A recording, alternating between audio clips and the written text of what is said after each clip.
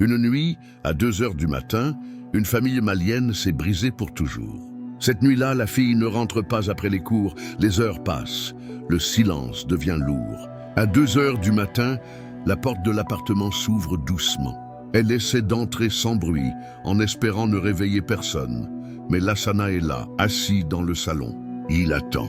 Quand il la voit, tout ce qu'il a retenu depuis des mois explose d'un seul coup. Il élève la voix. Il crie sa colère, sa fatigue, son incompréhension. Il parle trop fort, il parle trop dur. Il dit des mots qu'il ne pourra jamais effacer. Il menace de la chasser de la maison. Bentou se lève en sursaut. Elle s'interpose immédiatement. Elle protège sa fille. Elle supplie son mari de se calmer. Mais Lassana n'écoute plus. Il se sent dépassé.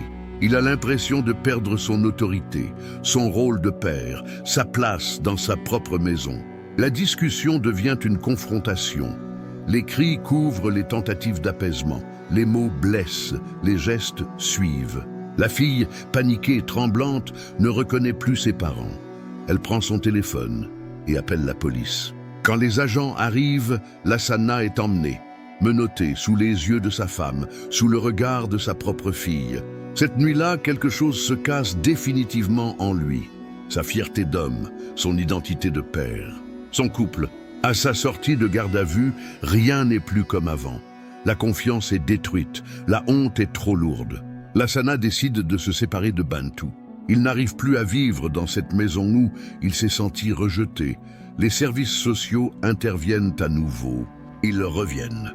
Encore. Puis la décision tombe.